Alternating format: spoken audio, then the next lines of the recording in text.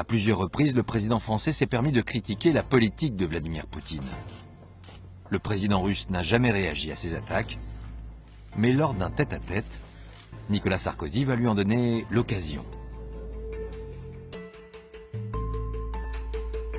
Nicolas Sarkozy, très sûr de lui, commence à dire « Avec moi, on va parler des sujets qui fâchent, il n'y aura aucun sujet tabou. Les centaines de morts en Tchétchénie, pour moi, c'est inadmissible. Ania Politkovskaya, la journaliste russe assassinée, pour moi, c'est inadmissible. »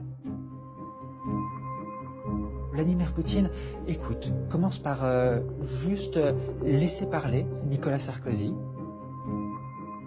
Il l'observe, il laisse un temps de silence. Un temps de silence qui d'ailleurs installe une certaine gêne.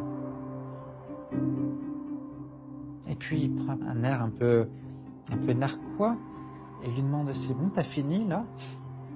Sarkozy « Oui. » Bon, alors je vais t'expliquer. Tu vois, ton pays, il est comme ça.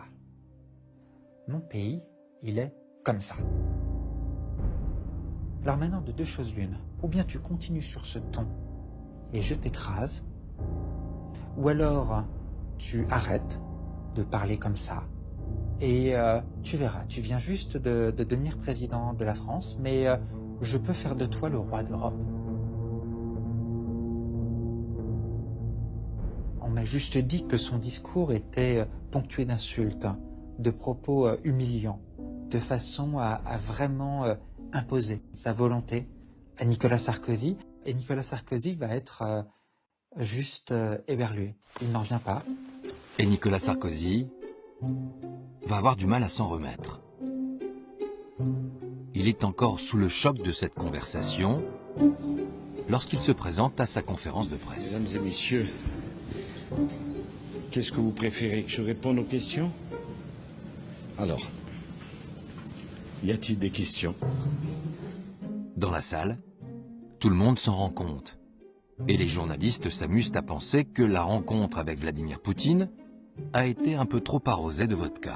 Les commentateurs de l'époque avaient oublié que Vladimir Poutine, lui, ne boit pas ou pratiquement pas, et Nicolas Sarkozy non plus d'ailleurs. On a eu cette interprétation sur la soi-disant ivresse de Nicolas Sarkozy, alors qu'il était en fait simplement KO debout du fait de l'humiliation que venait de lui infliger Vladimir Poutine.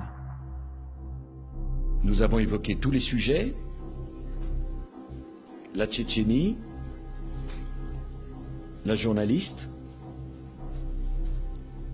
les droits de l'homme, les droits des homosexuels. Nous l'avons fait calmement, sereinement, mais je l'ai fait sans aucune agressivité.